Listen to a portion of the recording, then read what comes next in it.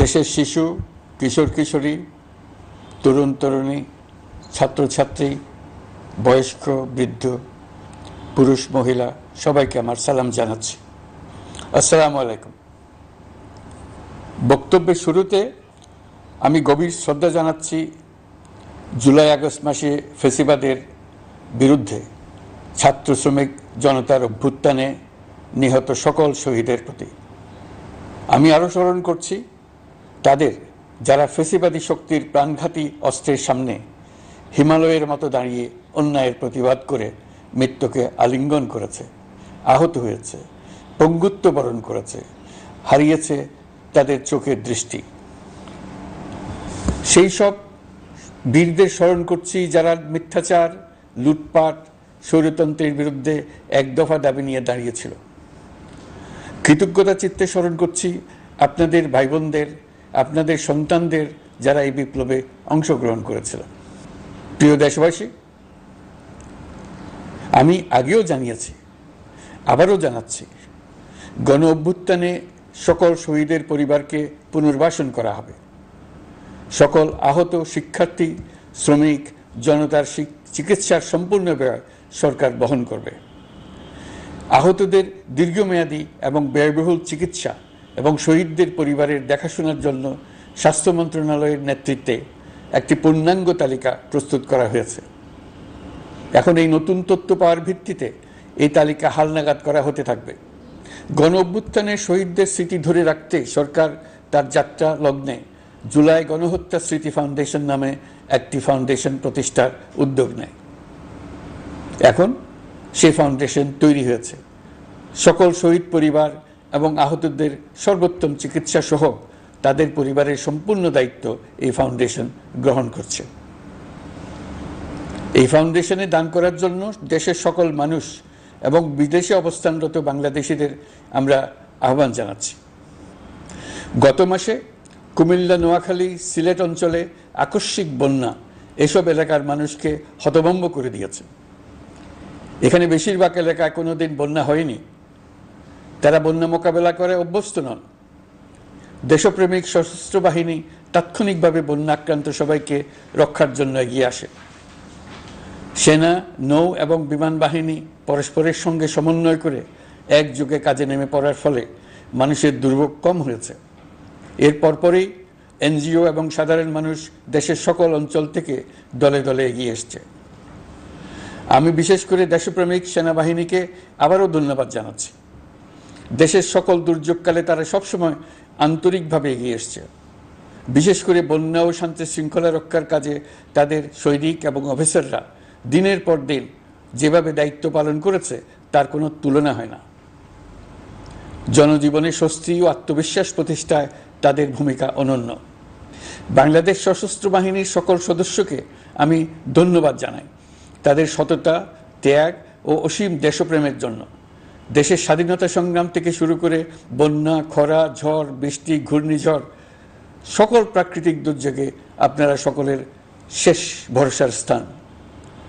দেশের প্রতিটি ক্রান্তি লগ্নে আপনারা দেশের মানুষের পাশে থেকেছেন। দেশের স্বাধীনতার পক্ষে, সার্বভৌমত্বের পক্ষে অবস্থান নিয়েছেন। দেশ গঠনে আপনারা সবার আগে এগিয়ে এসছেন।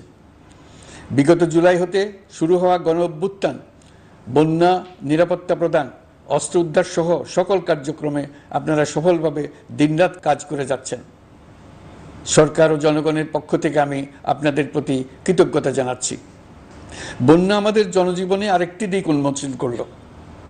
দেশের সকল জায়গায় মানুষের সক্রিয় সহানুভূতির জোয়ার উঠেছিল অবিশ্বাস্য মাত্রায়। ব্যবসায়ী, অর্থবান ব্যক্তিরা যেমন তাদের অর্থ নিয়ে স্বতঃস্ফূর্তভাবে এগিয়ে এসেছিল, তেমনি দেশের বিভিন্ন প্রান্তের সাধারণ মানুষ, স্কুল, কলেজ, বিশ্ববিদ্যালয়ের ছেলেমেয়েরা জোয়ারের ঢলের মতো যার যার সামর্থ্য নিয়ে এগিয়ে এসছে। অনেকেই ছুটে গেছে বন্যার্তদের সহযোগিতা করার জন্য। এনজিওরা বিভিন্ন জায়গা থেকে ছুটে গেছে তাদের সহায়তা নিয়ে। তাদের কাজে অনুপ্রাণিত হয়ে আমি এনজিও নেতাদের সঙ্গে বৈঠক করেছি কিভাবে সরকার তাদের কাজের সঙ্গে সরকারের উদ্যোগকে সমন্বিত করতে পারে, সেটার কাঠামো তৈরি করে দেওয়ার জন্য। বন্যা এখন চলে গেছে, কিন্তু পুনর্বাসনের কঠিন কাজ আমাদের সামনে রয়ে গেছে। সকলের সহযোগিতায় আমরা পুনর্বাসনের কাজটি সফলভাবে সমাধান করতে চাই। আইন শৃঙ্খলা পরিস্থিতির উন্নতির জন্য আমরা দিনরাত পরিশ্রম করে যাচ্ছি। যে সমস্ত ভাই বোনেরা তাদের গত 16 বছরের বেদনা জানিয়ে তার প্রতিকার পাওয়ার জন্য আমার অফিস এবং সচিবালয়ের অফিসসমূহের সামনে প্রতিদিন ঘেরাও কর্মসূচি দিয়ে আমাদের কাজকর্ম ব্যাহত করছিলেন, তারা আমার আহ্বানে সাড়া দিয়ে ঘেরাও কর্মসূচির থেকে বিরত হয়েছেন বটে, তবে অন্যত্র আবার তারা তাদের কর্মসূচি দিয়ে যাতায়াতে ব্যাঘাত সৃষ্টি করছেন। আমি কথা দিচ্ছি, আপনাদের ন্যায্য আবেদনের কথা আমরা ভুলে যাব না। আমরা সকল অন্যায়ের প্রতিকারের জন্য প্রতিশ্রুতিবদ্ধ। আমরা আমাদের দায়িত্বকালে যথাসম্ভব সব সমস্যার সমাধানের চেষ্টা করব। আমি আবারও অনুরোধ করছি, আপনারা যাতায়াতে ব্যাঘাত সৃষ্টি থেকে বিরত থাকুন। জাতি আপনাদের প্রতি কৃতজ্ঞ থাকবে। তৈরি পোশাক, ওষুধ শিল্প, এইসব এলাকায় শ্রমিক ভাই বোনেরা তাদের অভিযোগ জানানোর জন্য ক্রমাগতভাবে এই শিল্পের কার্যক্রম পরিচালনা বন্ধ রাখতে বাধ্য করছেন। এটা আমাদের অর্থনীতিতে যে নেতিবাচক প্রভাব ফেলবে সেটা মোটেই কাম্য নয়। এমনিতেই ছাত্র শ্রমিক জনতার বিপ্লবের পর যে অর্থনীতি আমরা পেয়েছি সেটা নিয়ম নীতিবিহীন দ্রুত ক্ষীয়মান একটা অর্থনীতি। প্রাতিষ্ঠানিক কাঠামো প্রায় ধ্বংসপ্রাপ্ত। বৈদেশিক মুদ্রার রিজার্ভ তলানিতে গিয়ে ঠেকেছে। আমরা এই অর্থনীতিতে প্রাণ সঞ্চারের চেষ্টা করছি, আমাদের উদ্যোগে সাড়াও পাচ্ছি। ঠিক এই সময়ে আমাদের শিল্প কারখানাগুলো বন্ধ হয়ে যাক, অকার্যকর হয়ে যাক, এটা আমাদের অর্থনীতিতে বিরাট আঘাত পড়বে। সেটা কিছুতেই আমাদের কাম্য হতে পারে না। শ্রমিক ভাই বোনদের অনেক দুঃখ আছে, কিন্তু সেই দুঃখ প্রকাশ করতে গিয়ে আপনাদের মূল জীবিকা বন্ধ হওয়ার উপক্রম হলে সেটা ঠিক হবে না। দেশের অর্থনীতি ধ্বংসপ্রাপ্ত হলে সেটা ঠিক হবে না। শ্রমিক মালিক উভয়ের পক্ষে আলোচনা করে এসব সমস্যার সমাধান আমরা অবশ্যই বের করব। আপনারা কারখানা খোলা রাখুন, অর্থনীতির চাকা সচল রাখুন, দেশের অর্থনীতিকে সোজা হয়ে দাঁড়াতে দিন। আমরা আপনাদের সমস্যার স্থায়ী সমাধান বের করার জন্য সর্বশক্তি প্রয়োগ করব। মালিক পক্ষের কাছে আমাদের আবেদন, আপনারা শ্রমিকদের সঙ্গে বোঝাপড়া করুন, কারখানা সচল রাখুন, অর্থনীতির দুর্বল স্বাস্থ্যকে সবল করে তুলুন। ওষুধ শিল্প এবং তৈরি পোশাক শিল্প দেশের গৌরব। এর মাধ্যমে আমাদের শ্রমিক ভাই বোনেরা তাদের কর্মকুশলতা বিশ্বকে মুগ্ধ করেছে। এর সাফল্য এখন থমকে আছে। আমরা এই দুই শিল্পকে তাদের সম্ভাব্য শীর্ষে নিয়ে যেতে চাই। দুর্বল করার তো প্রশ্নই ওঠে না। এই দুই শিল্পের কোথায় কোথায় বাধা আছে, সমস্যা আছে, সেগুলো চিহ্নিত করে তাকে বাধামুক্ত করতে চাই। আমরা বিদেশি ক্রেতাদের একত্রিত করে তাদের সহযোগিতা চাইব, যেন বাংলাদেশের এই শিল্প দুটি বিশ্বের অন্যান্য দেশের চাইতে বেশি আস্থাযোগ্য হয়ে গড়ে উঠতে পারে। সব কিছুই সম্ভব যদি আমরা শ্রমিক মালিক সম্পর্কটা একটা নির্ভরযোগ্য, আনন্দদায়ক করে গড়ে তুলতে পারি। আমাদের সরকারের প্রথম মাস কাটল, দ্বিতীয় মাস থেকে আমরা নতুন বাংলাদেশ গড়ার ভিত্তি হিসেবে নতুন শ্রমিক মালিক সম্পর্কের সূচনা করতে চাই। এটা দেশের সবার কাম্য। দেশের নতুন প্রজন্ম নির্ভয়ে যেন তাদের ভবিষ্যৎ নিয়ে এগিয়ে যেতে পারে, আমরা সেই লক্ষ্যে কাজ করছি। আমাদের দায়িত্ব অনেক। ন্যায়ভিত্তিক একটা সমাজ গড়ে তোলার জন্য একসাথে অনেকগুলো কাজ আমাদের হাত দিতে হবে। 1 জুলাই থেকে 5 আগস্ট পর্যন্ত ছাত্র জনতার গণ আন্দোলনকে দমন করতে যেসব ফৌজদারি মামলা দায়ের করা হয়েছিল, এর মধ্যে হত্যা মামলা ছাড়া বাকি প্রায় সকল মামলা প্রত্যাহার করা হয়েছে। এইসব মামলায় গ্রেফতারকৃত সকলে মুক্তি পেয়েছে। দায়িত্ব গ্রহণের শুরুতেই অন্তর্বর্তীকালীন সরকার বিচার বিভাগের বড় সংস্কারের কাজে হাত দিয়েছে। যোগ্যতম ব্যক্তিকে প্রধান বিচারপতি নিয়োগ দেওয়াতে মানুষের মনে নতুন আশার সঞ্চার হয়েছে। আপিল বিভাগের বিচারপতি নিয়োগ, অ্যাটর্নি জেনারেল নিয়োগ এবং অন্যান্য নিয়োগগুলি অতি গুরুত্বপূর্ণ নিয়োগ, যেগুলো সবকটাই সম্পন্ন হয়েছে। সন্ত্রাস দমন আইন ও ডিজিটাল সাইবার নিরাপত্তা আইনে দায়েরকৃত মিথ্যা হয়রানিমূলক মামলাগুলো প্রত্যাহার করা হচ্ছে। সাইবার নিরাপত্তা আইন সহ বাংলাদেশে বিদ্যমান সকল কালো আইনের তালিকা করা হয়েছে। অতি সত্বর এই সকল কালো আইন বাতিল ও প্রযোজ্য ক্ষেত্রে সংশোধন করা হবে। সাংবাদিক সাগর রনি হত্যাকাণ্ড সহ বহুল আলোচিত 5টি হত্যাকাণ্ডের তদন্ত ও বিচার অগ্রাধিকার ভিত্তিতে ও দ্রুততম সময়ে নিষ্পত্তির জন্য সহায়তা প্রদান করা হচ্ছে। সম্প্রতি আমরা বলপূর্বক গুম থেকে সকল ব্যক্তির সুরক্ষার জন্য আন্তর্জাতিক কনভেনশনের সনদে স্বাক্ষর করেছি। ফলে স্বৈরাচার দ্বারা প্রতিষ্ঠিত গুম সংস্কৃতির সমাপ্তি ঘটানোর জন্য আন্তর্জাতিকভাবে আমরা প্রতিজ্ঞাবদ্ধ হলাম।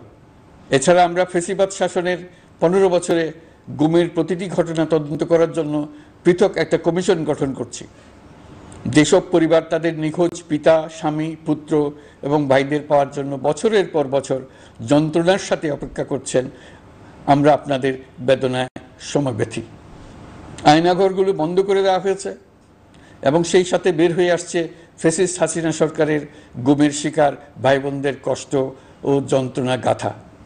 আমাদের তরুণ প্রজন্মের ভবিষ্যৎ যেন উজ্জ্বল হয়, সেটা নিশ্চিত করতে শিক্ষা ব্যবস্থার দিকে আমাদের পূর্ণ নজর রয়েছে। ইতিমধ্যে প্রথম শ্রেণী থেকে দ্বাদশ শ্রেণী পর্যন্ত বর্তমানের ত্রুটিপূর্ণ শিক্ষা পরিবর্তন করা হয়েছে। সংশোধন ও পরিমার্জনের কাজ শেষ পর্যায়ে আছে। এই সংস্কারের কাজ অব্যাহত থাকবে। বিশ্ববিদ্যালয় সমূহের উচ্চ প্রশাসনিক পদগুলো পূরণ করে শিক্ষা কার্যক্রম স্বাভাবিক করার কাজ দ্রুত গতিতে এগিয়ে চলেছে। বেসরকারি শিক্ষা প্রতিষ্ঠানগুলোর পরিচালনা বোর্ডে দখলদারিত্বের রাজনীতি বন্ধ করার ব্যবস্থাও নেওয়া হয়েছে। আপনারা নিশ্চয় লক্ষ্য করেছেন, আমাদের প্রথম মাসে দেশের প্রায় সকল বিশ্ববিদ্যালয়ের উপাচার্য এবং উপাচার্য মহোদয়গণ পদত্যাগ করেছেন। উচ্চশিক্ষার ক্ষেত্রে এটা বিরাট শূন্যতার সৃষ্টি করেছে। প্রথম মাসে আমরা ক্রমাগতভাবে প্রতিটি বিশ্ববিদ্যালয়ে সবার কাছে গ্রহণযোগ্য এমন উপাচার্য এবং উপাচার্য নিয়োগ দেওয়ার কাজ শুরু করেছে। এর ফলে সকল সরকারি এবং বেসরকারি বিশ্ববিদ্যালয়গুলোতে নতুন উদ্যমে কাজ শুরু করার পরিবেশ সৃষ্টি হয়েছে। সংবাদ মাধ্যম ও মত প্রকাশের পূর্ণ স্বাধীনতা ইতিমধ্যে নিশ্চিত করা হয়েছে। আমরা সবাইকে বলে দিয়েছি, আপনারা মন খুলে আমাদের সমালোচনা করুন, আমরা সবার মতামতের প্রতি শ্রদ্ধাশীল। মিডিয়া যাতে কোনো রকম বাধা বিপত্তি ছাড়া নির্বিঘ্নে তাদের কাজ করতে পারে, সেজন্য একটা মিডিয়া কমিশন গঠন করা সরকারের সক্রিয় বিবেচনাধীন। আরও যেসব কমিশন সরকার সহ অন্য সবাইকে জবাবদিহিতার আওতায় আনতে পারে, আমরা তাদের পুনর্গঠন ও সংস্কারের উদ্যোগ নিয়েছি, যাতে তারা আরও শক্তিশালী হয়, জনকল্যাণে কাজ করে। দায়িত্ব গ্রহণের পর বিভিন্ন দেশের সরকার প্রধান টেলিফোনে এবং শুভেচ্ছা বার্তা পাঠিয়ে আমাকে অভিনন্দন জানিয়েছেন। বিভিন্ন দেশের রাষ্ট্রদূত এবং হাই কমিশনার বৃন্দ আমার সাথে সাক্ষাৎ করে দ্বিপাক্ষিক সহযোগিতা বৃদ্ধির আশ্বাস দিয়েছেন। আমার অনুরোধে সংযুক্ত আরব আমিরাতের 57 জন বাংলাদেশি যারা ফ্যাসিবাদ বিরোধী বিক্ষোভে অংশগ্রহণ করা বিভিন্ন মেয়াদে কারাদণ্ডে দণ্ডিত হয়েছিলেন, তাদের সাধারণ ক্ষমা ঘোষণা করেছেন সে দেশের সরকার। ইতিমধ্যে তাদের কয়েকজন দেশে ফিরে এসেছেন। এই ক্ষমা প্রদর্শন ছিল অতি বিরল একটি ঘটনা। এই জন্য আমি সংযুক্ত আরব আমিরাতের রাষ্ট্রপতি শেখ মোহাম্মদ বিন জায়েদ আল নাহিয়ানকে ধন্যবাদ ও কৃতজ্ঞতা জানিয়েছি আপনাদের সবার পক্ষ থেকে। যে সমস্ত সরকার প্রধানের সঙ্গে আমার টেলিফোনে যোগাযোগ হয়েছে, তাদের মধ্যে রয়েছেন ভারতের প্রধানমন্ত্রী নরেন্দ্র মোদী, পাকিস্তানের প্রধানমন্ত্রী শাহবাজ শরীফ। আমরা ভারত এবং অন্যান্য প্রতিবেশী রাষ্ট্রসমূহের সঙ্গে সুসম্পর্ক চাই, তবে সেই সম্পর্ক হতে হবে ন্যায্যতা এবং সমতার ভিত্তিতে। ভারতের সাথে আমরা ইতিমধ্যে বন্যা মোকাবেলায় উচ্চ দ্বিপাক্ষিক সহযোগিতা শুরু করেছি। দক্ষিণ এশিয়ায় আঞ্চলিক সহযোগিতা বৃদ্ধির লক্ষ্যে আমি সার্ক রাষ্ট্রগোষ্ঠী পুনর্জীবিত করার উদ্যোগ নিয়েছি। আমরা চাই আমাদের দেশ যেন একটি গণতান্ত্রিক দেশ হিসেবে বিশ্বের কাছে সম্মানের সাথে পরিচিত হয়। দেশের পরিকল্পনা যেন দেশের মানুষ কেন্দ্রিক হয়, কোনো নেতা বা দল কেন্দ্রিক না হয়। আমরা স্বৈরাচারী হাসিনা সরকারের অহেতুক কোটি কোটি টাকা ব্যয়ের প্রকল্প বাস্তবায়িত হতে দেখেছি, যেগুলো কখনোই দেশের মানুষের জন্য ছিল না, বরং এর সাথে জড়িত ছিল কুৎসিত আমিত্ব এবং বিশাল আকারের চুরি। চলমান এবং প্রস্তাবিত সকল উন্নয়ন প্রকল্পগুলোর যাচাই বাছাই করার কাজ ইতিমধ্যে আমরা শুরু করেছি। প্রকল্প বাস্তবায়নের পর্যায় বিবেচনা করে বাকি কাজে ব্যয়ের সাশ্রয় এমনকি প্রয়োজন মতে তা বাতিল করার কথা বিবেচনা করা হবে। দেশের মানুষকে আর ফাঁকি দেওয়া চলবে না।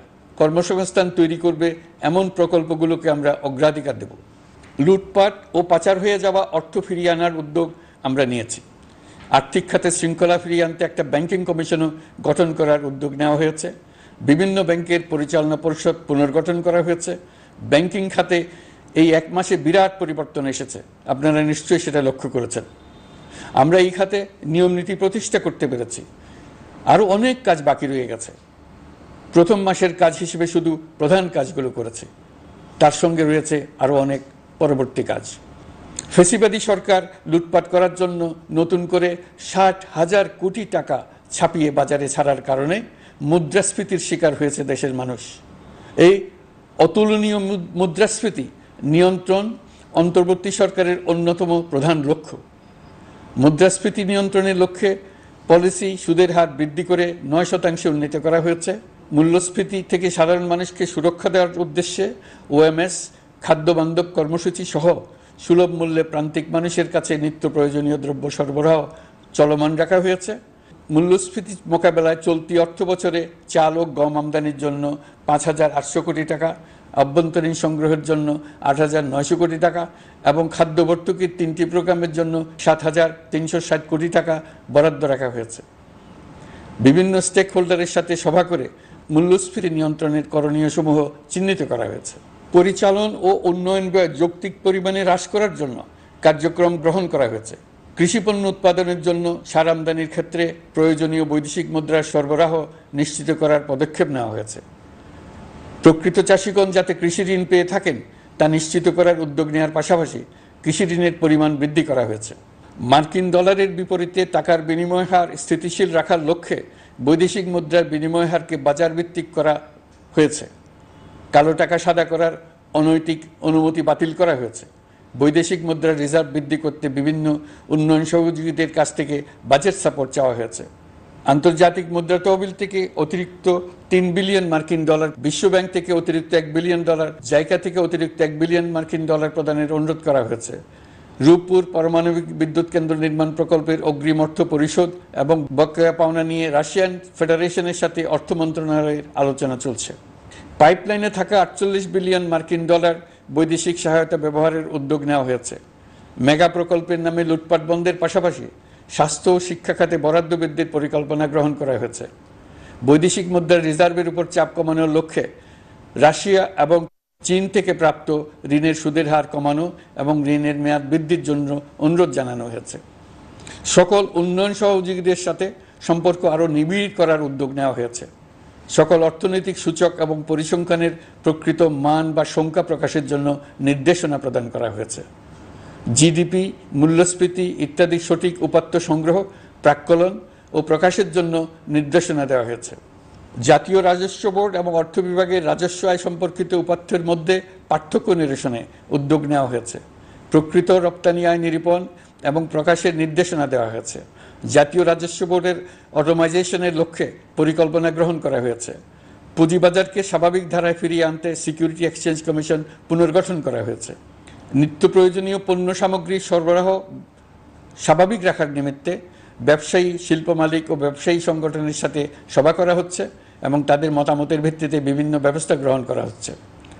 বিদ্যমান মজুদ ও ঘাটতি মূল্যায়ন করে ভবিষ্যৎ চাহিদা পর্যালোচনা করে স্থানীয় উৎপাদন বৃদ্ধির পাশাপাশি আমদানি পর্যায়ে বিভিন্ন জটিলতা দূরীকরণ, বন্দর ও বড় মোকাম সহ পরিবহন ব্যবস্থার বিভিন্ন সমস্যা সমাধানে সংশ্লিষ্ট সকল মন্ত্রণালয়, দপ্তর, বিভাগকে প্রয়োজনীয় নির্দেশ দেওয়া হয়েছে। এই জন্য তেল, চিনি, ডিম ও মাংস উৎপাদনকারী বৃহৎ প্রতিষ্ঠানসমূহের সাথে সভা ও মতবিনিময় করা হচ্ছে। নিত্য প্রয়োজনীয় কিছু দ্রব্যাদি যেমন পেঁয়াজ, আলু এসবের দাম আরও কমানোর জন্য বিদ্যমান শুল্ক হার হ্রাসের বিষয়ে এনবিআরকে প্রয়োজনীয় নির্দেশনা দেওয়া হয়েছে। ইতোমধ্যে এনবিআর পেঁয়াজ, আলু ও কতিপয় কীটনাশকের ক্ষেত্রে আমদানি শুল্ক হ্রাস এবং ক্ষেত্র বিশেষে রেগুলেটরি শুল্ক প্রত্যাহার করে এসআরও জারি করেছে। নিম্ন আয়ের 1 কোটি পরিবারকে টিসিবির মাধ্যমে হ্রাসকৃত মূল্যে কিছু পণ্য যেমন পরিবার প্রতি চাল মাসে 5 কেজি, সয়াবিন তেল মাসে 2 কেজি, মসুর ডাল মাসে 2 কেজি দেওয়া হচ্ছে। এটি সামনের দিনগুলোতে অব্যাহত রাখা হবে। সরকার দায়িত্ব গ্রহণের পর জনপ্রত্যাশা অনুযায়ী বিদ্যুৎ, জ্বালানি ও খনিজ সম্পদ মন্ত্রণালয় হতে বিদ্যুৎ ও জ্বালানির দ্রুত সরবরাহ বৃদ্ধি আইনের অধীনে চলমান সকল প্রকার নেগোসিয়েশন, প্রকল্প বাছাই এবং ক্রয় প্রক্রিয়াকরণ কার্যক্রম আপাতত স্থগিত করা হয়েছে। গত 1.5 দশকে এই আইন ব্যবহার করে লক্ষ কোটি টাকা লুটপাট হয়েছে। বিদ্যুৎ, জ্বালানি ও খনিজ সম্পদ মন্ত্রণালয়ের আওতাধীন কোম্পানিসমূহে অধিকতর স্বচ্ছতা ও জবাবদিহিতা আনার লক্ষ্যে কোম্পানিসমূহের পরিচালনা পর্ষদ পুনর্গঠন করা হয়েছে। প্রকৌশল, ভূতত্ত্ব এবং খনিজ হিসাব বিষয়ে অধ্যয়ন করেছে এমন ছাত্র প্রতিনিধি অন্তর্ভুক্ত করার জন্য উদ্যোগ গ্রহণ করা হয়েছে। এই খাতে অধিকতর সক্ষমতা, গতিশীলতা এবং জবাবদিহিতা নিশ্চিত করার লক্ষ্যে বিশেষজ্ঞগণের সমন্বয়ে একটি কমিটি গঠন করা হয়েছে। জ্বালানি তেলের মূল্য জনপ্রত্যাশা অনুযায়ী সহনশীল রাখতে অকটেন ও পেট্রোলের দাম ৬ টাকা, ডিজেল ও কেরোসিনের দাম ১ টাকা ২৫ পয়সা কমানো হয়েছে।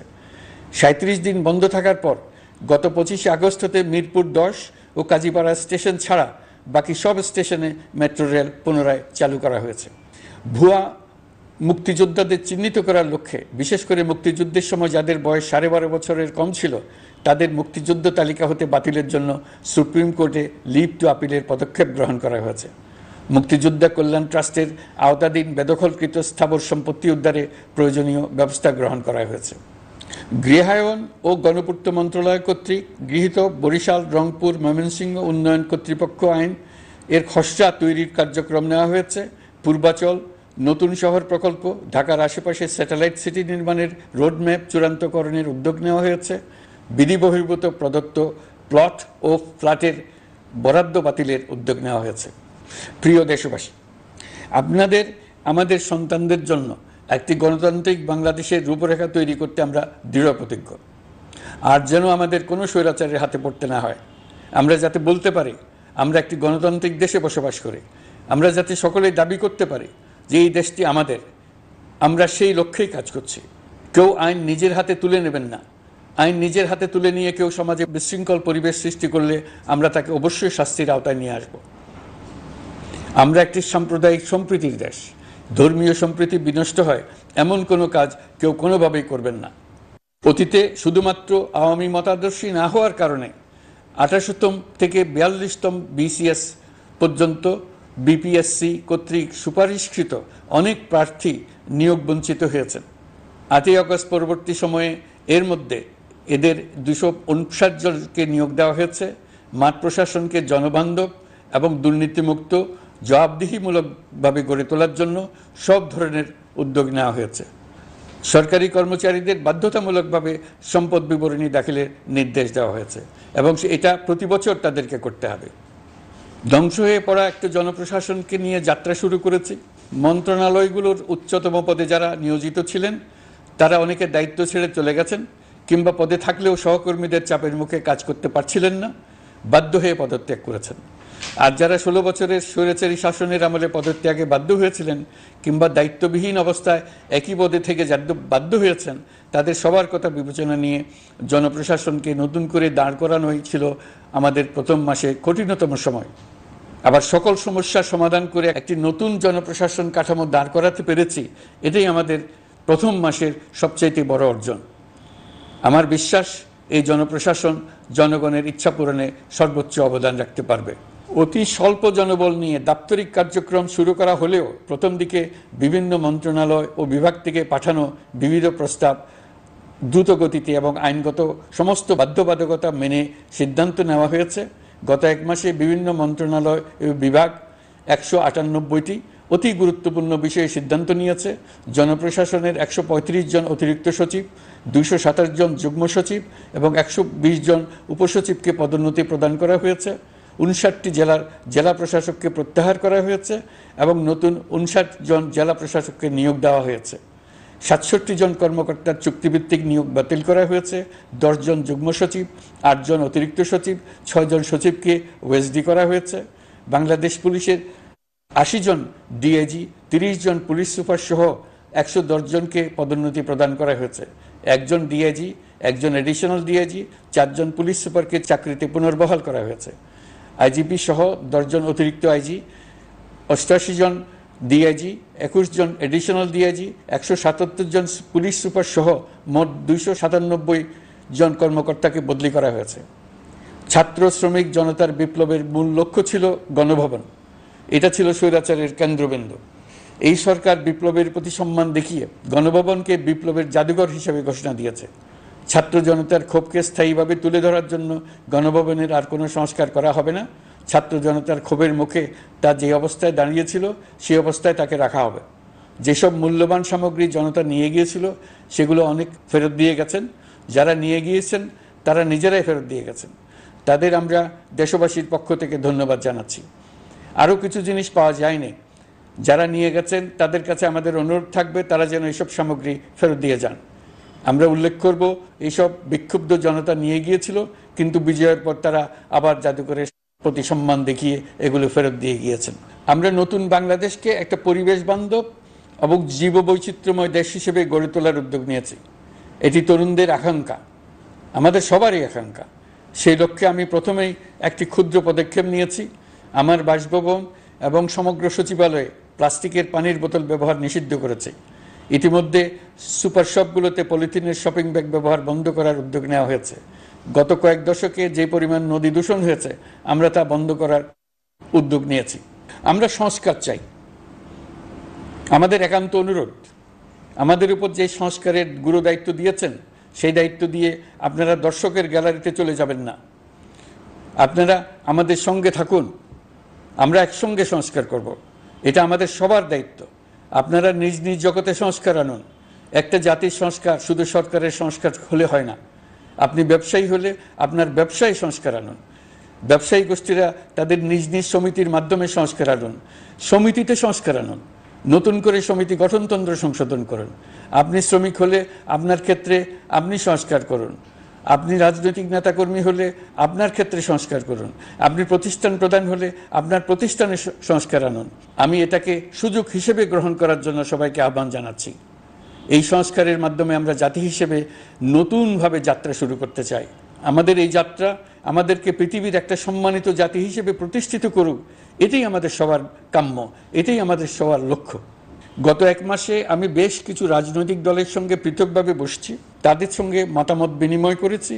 তারা আমাদের উৎসাহিত করেছেন, ছাত্র শ্রমিক জনতার বিপ্লবের লক্ষ্যের প্রতি সমর্থন জানিয়েছেন, সংস্কারের কাজে পূর্ণ সহযোগিতা দেওয়ার আশ্বাস দিয়েছেন। আমি দেশের বিশিষ্ট সম্পাদক বৃন্দের সঙ্গে মত বিনিময় করেছি, তারাও সংস্কারের কাজে পূর্ণ সহযোগিতা দেওয়ার আশ্বাস দিয়েছেন। তারা বিভিন্ন বিষয়ে মূল্যবান পরামর্শ দিয়েছেন। সবার পরামর্শ নিয়ে এখন আমাদের অগ্রসর হওয়ার পালা। আমি বিশিষ্ট ব্যবসায়ীদের সঙ্গে বৈঠক করেছি, তাদের কাছে আমাদের সরকারের লক্ষ্যগুলো ব্যাখ্যা করেছি, তারাও আমাদের লক্ষ্যের সঙ্গে একমত প্রকাশ করেছেন। আপনারা জানেন, ছাত্র শ্রমিক জনতার ঐতিহাসিক জুলাই গণ অভ্যুত্থানের মুখে এবং হাজারো মানুষের আত্মদানের বিনিময়ে বাংলাদেশে ফ্যাসিস্ট সরকারের পতন হয়েছে। এই গণ অভ্যুত্থানের বার্তা ও আকাঙ্ক্ষা বাস্তবায়নের জন্য একটি অভূতপূর্ব সময় ও সুযোগ আমরা এর মধ্য দিয়ে অর্জন করেছি। এর বাস্তবায়ন তথা বাংলাদেশের ফ্যাসিজম বা স্বৈরতান্ত্রিক শাসন পুনরাবৃত্তির আশঙ্কা রোধ এবং জনমালিকানা ভিত্তিক কল্যাণমুখী জনস্বার্থে নিবেদিত একটি রাষ্ট্র ব্যবস্থা প্রবর্তনের লক্ষ্যে কিছু জাতীয় ভিত্তিক সংস্কার সম্পন্ন করা জরুরি হয়ে পড়েছে।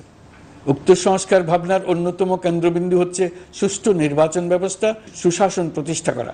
আমরা যেহেতু জনগণের ভোটাধিকার ও জনগণের মালিকানায় বিশ্বাস করি, সেহেতু নির্বাচন ব্যবস্থার উন্নয়নে আমাদের সংস্কার ভাবনায় গুরুত্ব পেয়েছে অধিক। আমরা মনে করি নির্বাচনের নামে সংখ্যাগরিষ্ঠতার একাধিপত্য ও দুঃশাসন মানুষের উপর চাপিয়ে দেওয়া বা এর মাধ্যমে এক ব্যক্তি বা এক পরিবার বা কোনো গোষ্ঠীর কাছে সকল ক্ষমতা কুক্ষিগত করে রাখার কোনো ক্রমেই গ্রহণযোগ্য নয়। এসব আশঙ্কা রোধ করার জন্য নির্বাচনের সাথে সম্পর্কিত নির্বাচন কমিশন সহ অন্যান্য প্রতিষ্ঠানগুলোর সংস্কারের কথা আমরা ভাবছি। নির্বাচন ব্যবস্থার সাথে সম্পর্কিত প্রতিষ্ঠান হিসেবে পুলিশ প্রশাসন, জনপ্রশাসন, বিচার প্রশাসন, দুর্নীতি দমন কমিশন এই 4টি প্রতিষ্ঠানের সংস্কার করা সুষ্ঠু ও অবাধ নির্বাচনের জন্য অপরিহার্য। এসব প্রতিষ্ঠানের সংস্কার জনমালিকানা ভিত্তিক, জবাবদিহিমূলক এবং কল্যাণমূলক রাষ্ট্র ব্যবস্থা প্রতিষ্ঠায় অবদান রাখবে বলে আমি বিশ্বাস করি। এর পাশাপাশি সমাজের সকল স্তরের মানুষের প্রতিনিধিত্ব ও স্বার্থনিষ্ঠ প্রতিফলিত করার জন্য সাংবিধানিক সংস্কারের প্রয়োজন আমরা অনুভব করছি। এসব বিষয়ে সংস্কার করার প্রাথমিক পদক্ষেপ হিসেবে আমরা প্রাথমিকভাবে 6টি কমিশন গঠন করার সিদ্ধান্ত নিয়েছি। এসব কমিশনের কাজ পরিচালনার জন্য বিষয়ভিত্তিক অভিজ্ঞতা বিবেচনা করে 6 জন বিশিষ্ট নাগরিকের নেতৃত্বে এই কমিশনগুলো পরিচালনা করার দায়িত্ব দিয়েছি। এরপর আরও বিভিন্ন বিষয়ে কমিশন গঠন করার প্রক্রিয়া আমরা অব্যাহত রাখব। নির্বাচন ব্যবস্থা সংস্কার কমিশনের প্রধান হিসেবে দায়িত্ব পালন করবেন ডক্টর বদিউল আলম মজুমদার। পুলিশ প্রশাসন সংস্কার কমিশনের প্রধান হিসেবে কাজ করবেন জনাব সরফরাজ চৌধুরী। বিচার বিভাগ সংস্কার কমিশনের প্রধান হিসেবে দায়িত্ব পালন করবেন বিচারপতি শাহ আবু নাঈম মমিনুর রহমান। দুর্নীতি দমন সংস্কার কমিশনের প্রধান হিসেবে দায়িত্ব পালন করবেন ডক্টর ইফতেখারুজ্জামান। জনপ্রশাসন সংস্কার কমিশনের প্রধান হিসেবে দায়িত্ব পালন করবেন জনাব আব্দুল মুহিত চৌধুরী। সংবিধান সংস্কার কমিশনের প্রধান হিসেবে দায়িত্ব পালন করবেন ডক্টর শাহদিন মালিক। এসব কমিশনের অন্য সদস্যদের নাম কমিশন প্রধান